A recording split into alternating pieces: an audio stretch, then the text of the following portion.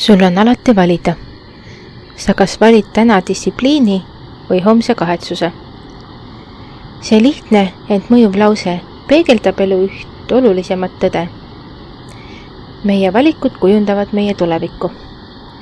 Me seisame iga päev silmitsi otsustega, mis võivad tunduda tühised, kuid nende kumulatiivne mõju on suur.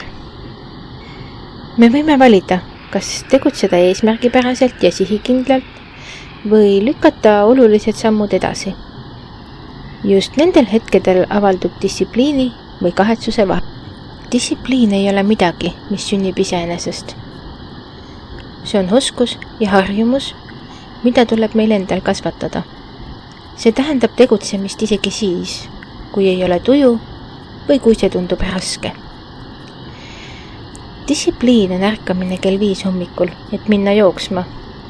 See on õppimine siis, kui sõbrad lähevad välja ja see on ka ei ütlemine lühiajalistele kiusatustele, sest silme ees on suurem eesmärk. See on igapäevane valik oma tuleviku kasuks. Distsipliin ei too kohest rahuldust, kuid see toob pikemas perspektiivis tulemusi, mille üle võime uhkust tunda. Kahetsus seevastu on sisemine tülpimus. Tühjus, mis tekib, kui mõistame, et oleme teadlikult jätnud tegemata midagi, mis oleks viinud meid edasi. Kahetsus võib olla vaikne, ent sügav valu. See on tunne, kui meenutame möödunud võimalusi, mida me ei kasutanud, või unistused, mida me ei realiseerinud. Enamasti ei kahetseta elus seda, mida tegime raskusega, vaid seda, millest loobusime kergema tee kasuks. Oluline on mõista, et iga päev on uus võimalus. Isegi kui eile valisid mugavuse, saad sa täna valida pühendumuse. Distsipliin ei pea tähendama täiuslikkust, vaid pidevat suunda paremuse poole. Iga väike samm ja iga väike pingutus loeb. Iga hetk on võimalus teha valik, millega liigud edasi. Elu ei ole juhus, vaid valikute jada. Sul on valida, kas teha täna, mis on raske, või tunda homme, mis on valus.